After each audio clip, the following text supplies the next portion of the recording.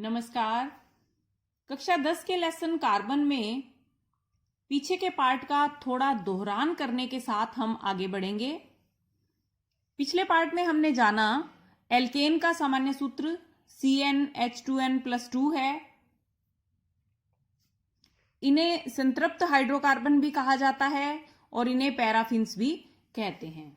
इसमें ये दो कार्बन की श्रृंखला है। एथेन का ये इलेक्ट्रॉन बिंदु संरचना बनाया था जिसमें कार्बन का अष्टक पूरा हो गया इलेक्ट्रॉन का साझा करने के साथ, और हाइड्रोजन के पास भी दो दो इलेक्ट्रॉन हो गए। एल्कीन श्रेणी में चूंकि हाइड्रोजन की संख्या एल्केन से कम होती है, इसलिए कार्बन को द्विबंध बनाना पड़ता है।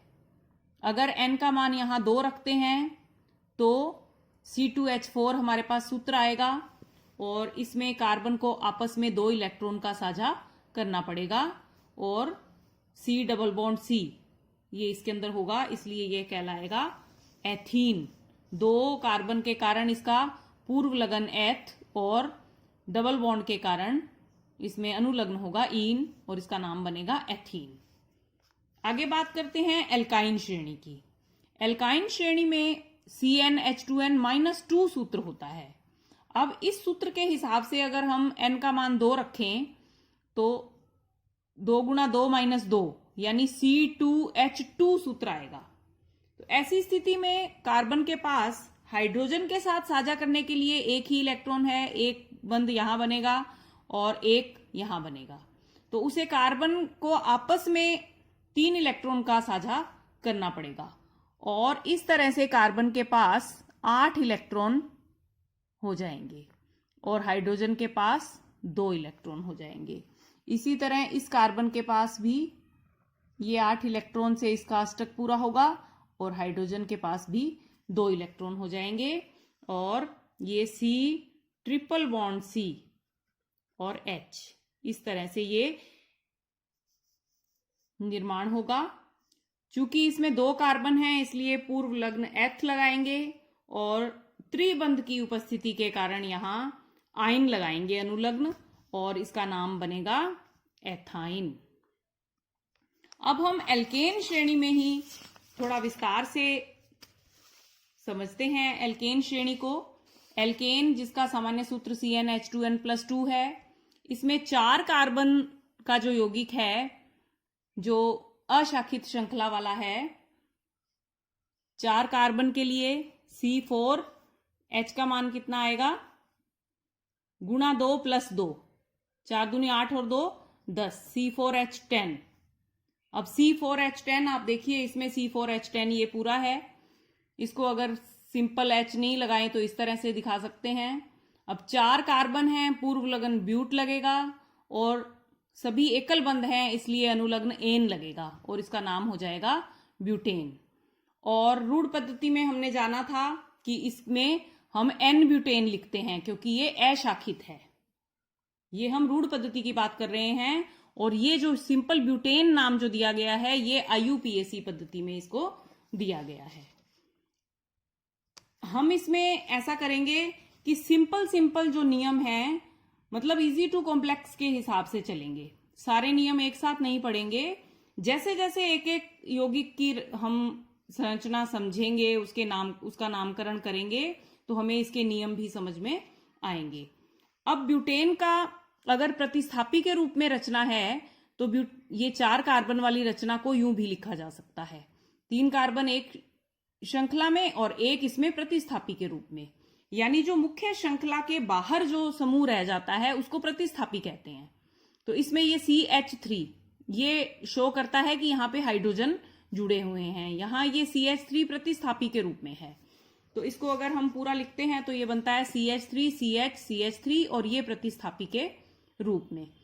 अब है ये भी इसकी जो परमाणुओं की जो इसमें संख्या है C4H10 है, इसके अंदर भी बिल्कुल इसके बराबर। लेकिन इसको हमने रूढ़ पद्धति में नाम दिया था आइसोब्यूटेन, क्योंकि ये ब्यूटेन 4 कार्बन है इसके अंदर, इसलिए इसको भी ब्यूटेन नाम दे दिया था। लेकिन IUPAC पद्धति में ऐसा नहीं है। IUPAC पद्धति में एक लंबी कार्बन श्रृंखला का चयन किया जाता है। अब हम इसमें अगर इस श्रृंखला को चुनते हैं तो ये 3 कार्बन की श्रृंखला है, इससे बड़ी इसमें कोई श्रृंखला नहीं है। अगर हम इसमें इसको चुनते हैं इस तरह से, तब भी ये 3 कार्बन की श्रृंखला है, तब ये प्रतिस्थापी के रूप में आ जाएगा। और अगर हमने सीधी चुन ली तो ये प्रतिस्थापी के रूप में आ गया।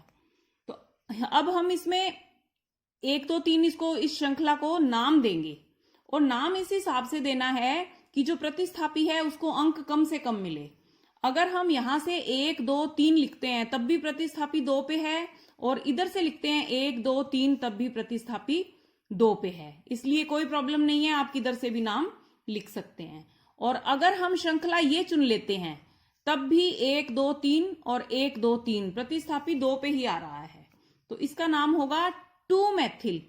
यानी पहले प्रतिस्थापी का नाम लिखा जाएगा, फिर जो श्रृंखला का नाम है वो लिखा जाएगा। तो 2 मैथिल, 2 नंबर पे मैथिल जुड़ा है, बीच में हाइफन लगाना पड़ेगा, और फिर लिखेंगे प्रोपेन, क्योंकि ये भी 3 कार्बन की श्रृंखला है और सभी एकल बंध हैं, इसलिए पीछे एन लगेगा। इसी तरह और थोड़ा आगे बढ़ते हैं।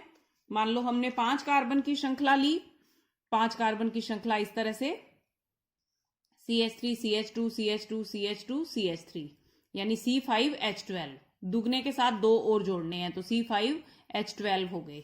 CnH2n+2, यानी दुगना करके 2 और जोड़ दो, 5 दूनी 10 और 2 12।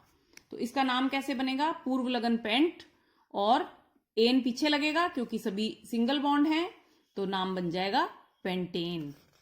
अब पेंटेन को हम यूं भी लिख सकते हैं कि ये 4 कार्बन की श्रृंखला और 1 मैथिल प्रतिस्थापी। बिल्कुल उसी तरह से नामकरण करेंगे इसका। इसमें भी ये श्रृंखला भी चुन सकते हैं और सीधी भी चुन सकते हैं। तो अगर सीधी और ये टेढ़ी बराबर हो तो हम सीधी ही चुनेंगे। तो हमने ये श्रृंखला चुन ली। अब इसको नाम देंगे 1 2 3 4, प्रतिस्थापी यहां 2 नंबर पे आया, और अगर इधर से देंगे 1 2 3 4 तो यहां ये 3 नंबर पे आया। तो हमें ये ध्यान रखना है कि हम इधर से ही नामकरण नहीं दे दें, हम ये देखें कि प्रतिस्थापी को कम अंक कहां मिलता है। तो हम यहां से नामकरण करेंगे 1 2 3 4, तो 2 नंबर पर मैथिल है, तो 2 के बाद हाइफन लगेगा, 2 मैथिल, और जो हमने श्रृंखला चुनी उसमें 4 ही कार्बन हैं, इसलिए इसे नाम दिया ब्यूटेन। आप इतना समझिए और इसके बारे में ही हम अगले पार्ट में फिर चर्चा करेंगे।